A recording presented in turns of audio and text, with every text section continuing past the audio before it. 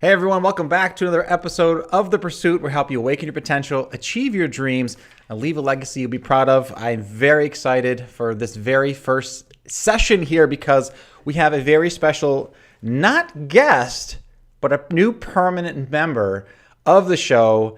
Welcome, Katie, to The Pursuit. Hello. So for those of you who don't know, Katie is my better half, literally in every single way. And let's go back for a second because this entire idea of the stream and the conversation actually started because you and I had a conversation about, wouldn't it be cool if people could be around for all these Sunday coffee conversations that you and I have together? And what if they could just tune in? What if they could be a part of it? And that was really the spirit of it. Yeah, we would be like, we should record this. This is some good stuff. We are smart people, and this is some good conversation. Maybe this would help someone. Or maybe it was just the coffee. It's probably just the coffee. The magic of the coffee bean does all this stuff. But today we are focused on really building a conversation with you guys around this I would call it an unspoken conversation. The conversation that we're not having out there in the world, which is we all have these worries. Are we doing enough? Are we being enough? Are we enough?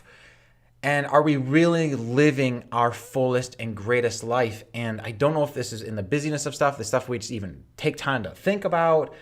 But the kind of the angle that we want to take on this today is that there is this parts of us that are we call it in shadow or locked away. And you actually read a book on this. So can I just pivot to you, like, what is this book you read and what was the impact as a frame for the conversation that we're going to help people with today? Mm-hmm. Well, this is the book that, if you watched our little promo video from yesterday, our teaser, this is the book that I was talking about. It's called The Dark Side of the Light Chasers by Debbie Ford. And she is like a life coach type of person. She actually passed away, I think in like 2015. So she was much busier with all of this, maybe like 10, 15 years ago. But the message is still very applicable. And now I'm like, do I look at this video? Welcome to live. This is new to me. Oh, look at this one. And it just really, this book was recommended to me, so I ordered it and I read it, and it really touched me in a lot of ways, and it got me thinking, like, I've never considered, this idea of a shadow and what am I hiding and what am I working so hard to hide. And the idea in this book is that maybe what's in your shadow can actually be turned into one of your greatest gifts instead of the thing that you need to hide. So I had never really heard that idea before. And then when we were trying to come up with our topic for today, we said, maybe no one has even actually heard this message. So I think we can all relate to the idea that, am I doing enough? Am I enough? Am I giving enough? But have we ever really considered, like, what are we hiding? And if we uncover the thing that we're hiding, how would that change our lives for the better? Now, you and I actually come from this from kind of different ways. So for me, it's all about, there's some gifts that I might have inside of me that I'm not fully bringing to the world. The things that I might call weird about myself, my passions, my interests, the things that make me, the thing I was born with, that maybe through a life of just like falling into a trench or a ditch, I just started to like got carved this path, and I wake up every day feeling a little tension inside going, am I living the life I'm supposed to live? That kind of purpose, spiritual driven. But you actually come at it from a different perspective of, for me. So for me, what I like to coach people and talk about is what's in shadow, what's being repressed is your gifts, but you actually have a different experience on this because there's multiple things that can go into the closet that we can shove in there. But what's been your experience just to kind of bring this to life for everyone? Right. So I think, like, everybody thinks I have lots of goals. I want to accomplish things, but there's a lot of us that don't actually take the steps to even try or even dream or even get there. Patrick's very focused on how do we get there? What do we need? So you can let this gift out. But I think a lot of people, I would guess everybody, has this bad thing that they want to keep hidden. Or they think it's bad. They identify it as bad. What they perceive as bad. Right. So I was thinking about myself, and to tell you the truth, there are some exercises in this book that I have not even really gotten into because I'm kind of afraid. So I haven't exactly gone there. But even simply by reading it, it brought something to mind. That is, for me, it's the idea that I am a quitter. And that was something, it's a negative idea that I held about myself for a very long time. And it's the first thing that came to mind when I was reading this book. So, after really considering it and calling myself a quitter and looking myself in the mirror and saying, I'm a quitter, the word lost its power. Ooh. And I looked at it, I looked at this thing that I had been trying to hide, and it really lost its power. And there's something strange about acknowledging something that you've tried to hide, or even a hurt or a pain or a memory or whatever it is. If you can look at it and you can think about it, it begins to lose its power.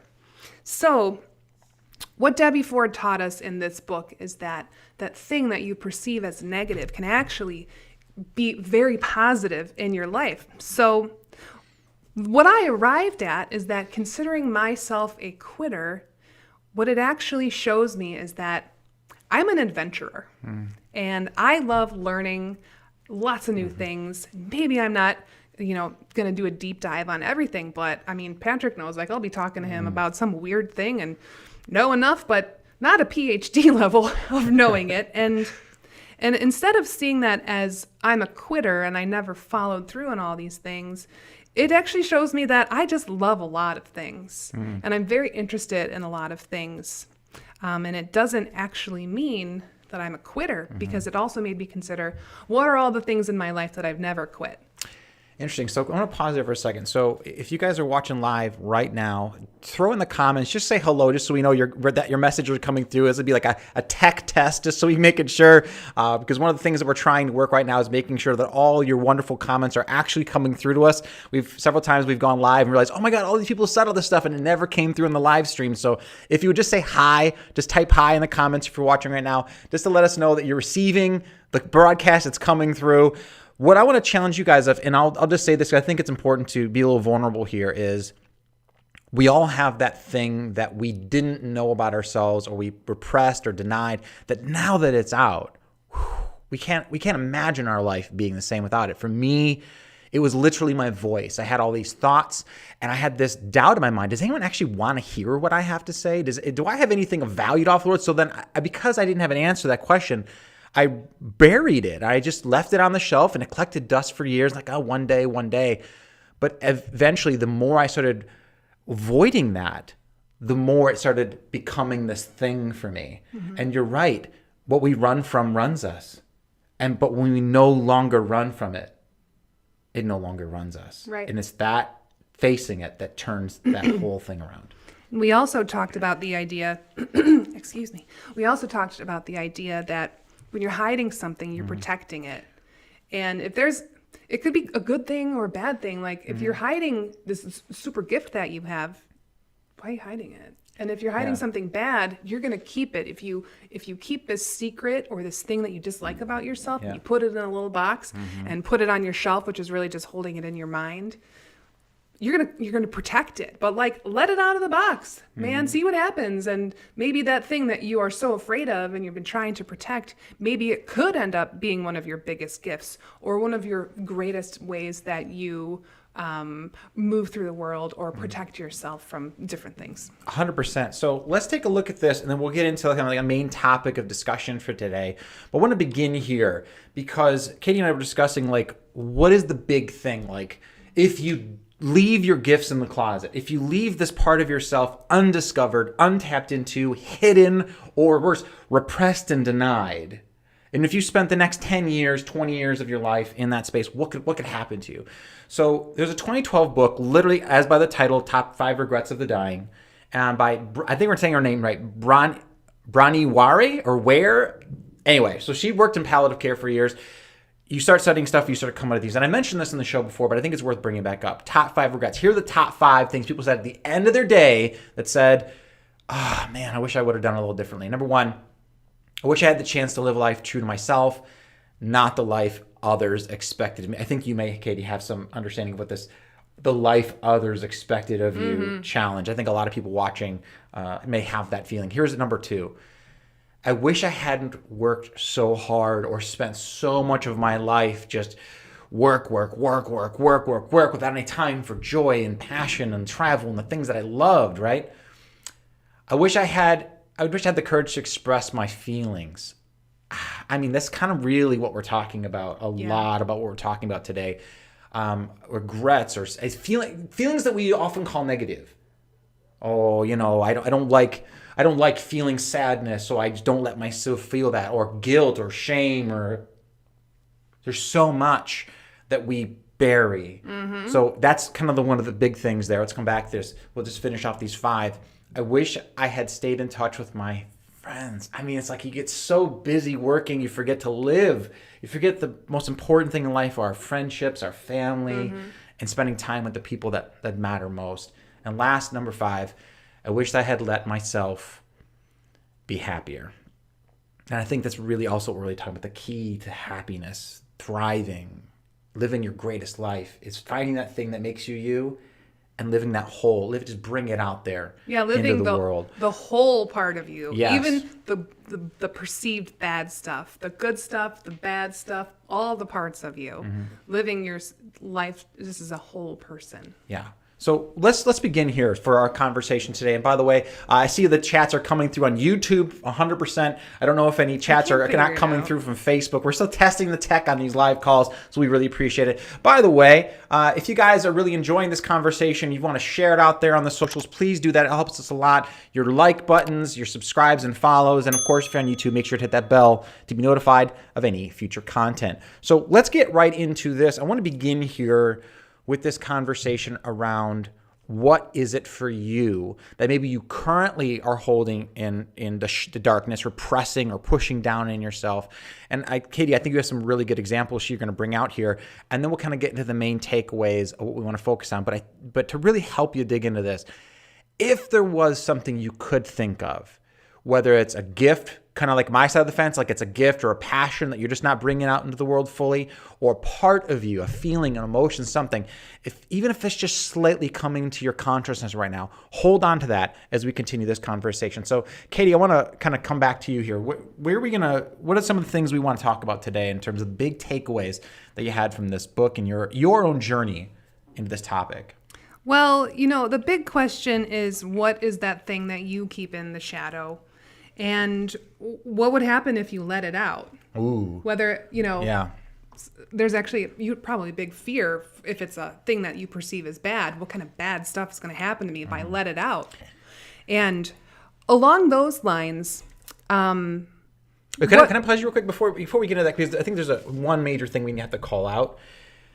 And you and I discussed this earlier. We are wired for survival, not for success. That's good. I mean, it's in our DNA. Get my inner Southern out. It's in our DNA. It's in our programming, our base instinctual survival. We're wired for survival. So if there is an emotion that feels painful to us, it is not our instinct to move towards it. No. It is our instinct to stay comfortable and safe and shove that feeling all the way down for the sake of our instinct to survive. But success is a habit we have to build against the stream, isn't it? Yeah, but the trying to stay away from the thing we're trying to avoid takes a lot of energy, and it takes it away from the things that we really want to spend our time doing. Even if it's these, the 5 regrets of the dying, maybe it's even just pursuing better friendships or being in the kind of, romantic relationship that you'd like to be. Yep. It's keeping you from doing all those things, whether it's kind of like a basic thing about having a good relationship with your family members, or even maybe like getting your big business goal or whatever it is. If we're spending all our time and mental energy trying to stay away from a feeling or an idea, which is actually kind of strange. If it's just a feeling or just an idea, what is it really? It's not a bear that's going to get you. It's ethereal, it's just a thing, and that's why looking at it and thinking about it is important. It's not easy. Can we just call that out? When you start doing, we'll call it the work. When you start doing this work of personal development and personal growth, it's not always easy. But I think you and I live by a certain latitude or an axiom, which is what's hard in the beginning is easy in the end. But of course, just because it's hard in the beginning doesn't mean that it's not worth that journey. Yeah. To get there. Can I just add that it's not only good for the individual, but it's imagine if we all did it, if we all started to do this work, we would have such a better world.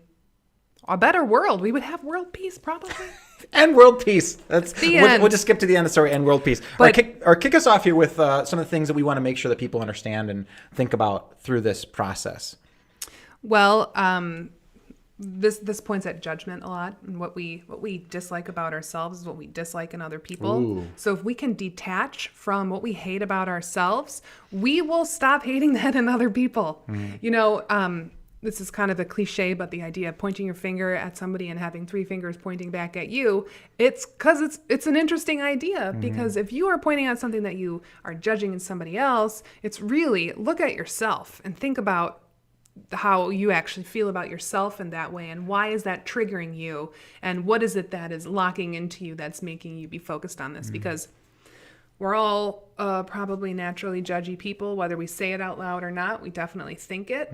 But we all judge people for different things. So what is it about that we think about others that we might actually be thinking about ourselves? So let's bring that to life a little bit, because I think you had some good examples of the ways in which that hiding something in ourselves is actually protecting it or shielding it. Or like, give me some examples of maybe something for you that you've done. Or I mean, I know I have mine, but this is something that you're just digging into a lot, and it's very fresh for you. Like whether it's from the book or your own life, like what's something that you have felt that you were hiding away in order to protect it from others or other people seeing it? Well, aside from that idea of being a quitter, I think the quitterness inside of me points to a bigger thing of being a people pleaser and really trying to live up to the expectations of others, and in fact pointing most of my actions and directions toward pleasing other people instead of pleasing myself. And that's not supposed to sound selfish, but this is my life. I get to do with it what I want to do, and if it means maybe deviating a little bit or a lot from what was expected of me, like it's my life. I can really do whatever I want with it. Now you, as a result of digging into this, you've come up with some truths. You've come up with in other words, turning toward this thing actually brought you closer to some sort of insight, some sort of awareness. And just curious, in this crazy wisdom, you went into the fire. You went right into it. What did you learn about yourself that may have been contrary to what you had learned or what you were thinking as a result of running or hiding from what you were feeling? Well, with the idea of being a quitter, I think I kind of already touched on this, but I really, it opens me up to just being an explorer and adventurer and learning about things and knowing that that's not a bad thing. It's not a bad part of me. And in fact, maybe I can highlight it and bring it out, and it can be a good part of myself. Because there's many things you haven't quit, in fact. In fact, so let's just real quick, just to show that when you challenge this stuff, new insight come out. What haven't you quit? Well, I haven't quit you, babe. Hey-oh, look at that. I'm winning. 15 years so far. So, I have never quit my family. I have the 2 kids who I love dearly, who are very challenging also. I haven't quit them. Believe it or not, I haven't quit my job, even though I don't like it that much. I like some parts of it. No, that's not true. Careful what you say on the I know, internet. right? Who's watching this? Just kidding. But I haven't quit my job. I haven't quit being a good member of my family and all those things like that. So it actually highlighted for me like a lot of ways that I'm also not a quitter. So this idea, you're a quitter, maybe I looked at it and that idea doesn't really bother me anymore. But when it was said to me, it really bothered me and I internalized it. So I actually feel like I've kind of released it. And now it would be like calling, oh, there's a spider. Yikes. Live spiders. He tried to get me. I don't even remember what I was saying. I'm so scared. We're wired for survival. I think you were just really saying how leaning into those things really showed you what you could do. Now, there was actually an exercise that you did to come to this awareness, whether you did it in your mind or you did it on paper. And correct me if I'm wrong, but I think it involved some sort of like writing something down and then finding ways that it's not true or that it is true or whatever. Like, what can people do if they want to begin this road of getting into the shadow? What should we do? This is a great question. So one of the recommendations from the book, and let me tell you, there are you could probably spend 15 hours doing these exercises. But one of the short, easier exercises that you can do is make a list of things that you don't like about yourself. You can also make a list of things that you do like about yourself, but isn't the problem here about what we don't like? Yeah. So make a list of all the things you don't like about yourself and pick them out. See which one triggers you and which one really you say, oh, that one, I don't want anyone to call me that. Mm-hmm. Don't call me that. And if you have one of those, you can, maybe just talking about it right now, you've thought of something. Mm-hmm. But if you're having trouble getting there, because sometimes these things are obvious to us and sometimes you can't really touch it. But making a list is a good way to do it. And then you can go through all these things and pick out one that's really hot for you. Mm-hmm. And then say it, like I said, say it to yourself. I'm a quitter. I'm lazy, or I'm lazy. I'm not enough, or whatever it is for you. Yes, whatever it is. I'm boring. I am unlovable. I'm lonely. All these things that or maybe it's not. Maybe stuff that other people said to you. It could have been feedback you received. And I think one of the things my teacher said, like years ago, was, listen, if someone calls you a dog, turn on your backside and see if you have a tail. If you have a tail, you're a dog. If you don't have a tail, you're not a dog. It's like someone calling you a giraffe when you're a human. It's like, why would I take offense to that? Because there's no truth to it. But sometimes if someone calls you mean, and that's like, you've heard this phrase over and again, so you get this feedback, like, you're just mean. And so the teaching here is we don't want to acknowledge that it's paradoxical, it's backwards, it's crazy wisdom, okay? Instead of saying, blocking, oh, that person said I'm mean, or I'm a B word, or whatever, overbearing, or whatever the word is. Stupid, right?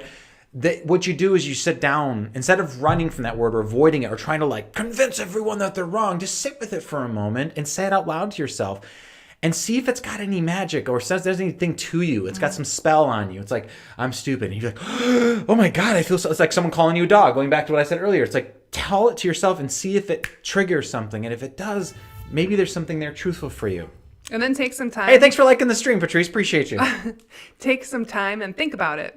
And then maybe it's going to take you. I can't say where it's going to take you. And I can't say why that word is a problem for you or what memory it takes you back to or the first time it really became a problem for you. Yeah. Like, look in your childhood. It's probably there. I don't know. Could be. Keys to the kingdom. There you go. But yeah, who knows where it will take you. You just have to take the time and just sit with yourself and just think about it. And you'll get there, even if it's maybe hard in the beginning, because like Patrick said, we're wired for survival and we don't want to have any uncomfortableness in our lives. We just want to be comfortable and safe.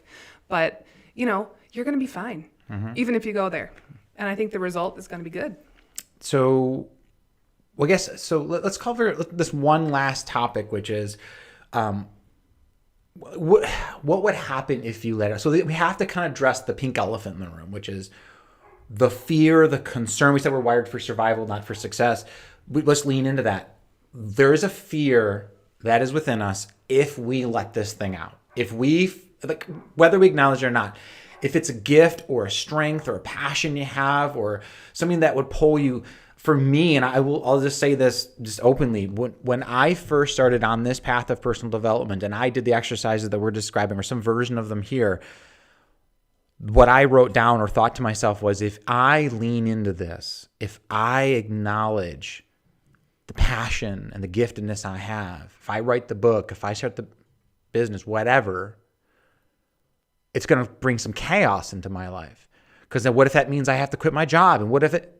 You can see where the mind just starts to go. And if it's not a passion or a gift that's in shadow for you, but a part, like what if I lean into this, it's going to hurt. It's going to hurt me to acknowledge that I'm mean or whatever. And how I already feel bad enough of myself. What if I feel worse about myself? Like, did you have any insight to going through that process? Was any of that true? Is like, I feel like this symbolism is like, hey, there's this fire here. And if you put your hand into the fire, it's not going to burn you. It's going to cleanse you. And then every part of you is like, no. That makes no sense to my brain. Everything my brain says, do not put your hand near the fire. And what we're saying is the fire won't burn you. Not actual fire. Just a disclaimer, not actual fire, symbolic, literal spirit fire, okay? You put your hand into the emotion, into the experience, and the fear says, it's going to destroy me. Have you found that to be true or false in your... To some extent, yes. Okay, speak to it. The idea of getting into these things, and it's very scary. And like I said, I think that I have probably closed a box full of stuff. I don't even know what's in there yet, but I'm ready to go there. And the more I practice it, the more I learn that I am still good and I am still safe. Now, a little bit unlike where you are talking, where you're saying, like, if I let this gift out, what am I going to have? Am I going to have to change my job? What if? What if, yeah. So, like, I'll tell you, I'm not quite there yet, but I think I'm excited by working through these emotional emotional inflammation. Ooh, I don't good. I know, like that. spiritual emotional inflammation. We should write that down.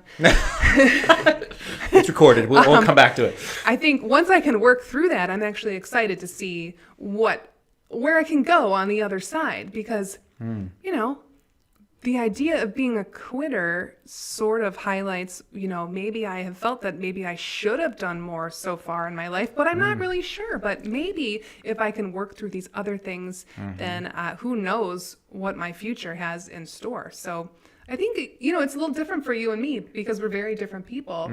We're just wired differently. And I think everyone is. Just how we express ourselves and how we've experienced the world is different. So I think it's going to be different for everybody else. So let's bring this kind of down to a boiling point and a conclusion, because I want to make sure that everyone here is able to start taking action on some of these things we're talking about. And as you go through your week, and we're on a Sunday call right now, it happens to be live on a Sunday.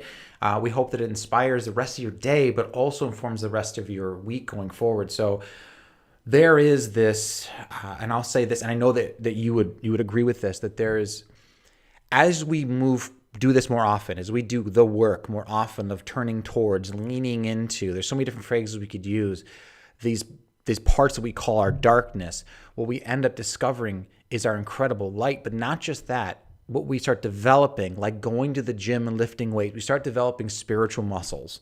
We start to develop courage. And as we start to touch these things and survive, and touch these things and then thrive, then something very interesting happens inside us, in our minds, in our hearts, in our hands. It just, everything starts to unlock as we go, well, and then here's what the person says to themselves. Well, shit, if I can do this, if I can touch that feeling that I thought would kill me, or step out into the proverbial traffic with my passion and put myself out there in the world, on the internet, or whatever you feel called and challenged to do, I actually brought more life into me, not darkness. And as we do that, the courage starts to develop, the strength, the spiritual muscles start to build, and we become someone that we're really proud of. So we kind of began with this question that's in the heart and mind of everyone. Am I enough? Am I doing enough? Do I have enough? And I think from Katie and I's perspective, we're pretty clear on this. You're enough. You're amazing. You're brilliant. And there is this light within you that paradoxically, sometimes in many ways, can only be found by leaning into your darkness. And isn't it kind of cool to know that you actually have it all inside you already? Yes. You have the whole universe of everything that you need. It's already inside of you. Already you just there. have to tap into it, even if you think you perceive it as bad. Well, I couldn't think of a better way to close this thing. I don't have my mug. I realized I left it upstairs. I cleaned it, prepared it, did not bring it in for this live call. So I'm gonna yeah, you have a mug, but you can hold it. I'm gonna use my Trader Joe's sparkling LaCroix. Until we see you again, may the fire within lead to happiest heights, and the road you travel be lined with lights. be lined with lights. We'll see you guys next time. Thanks. Bye.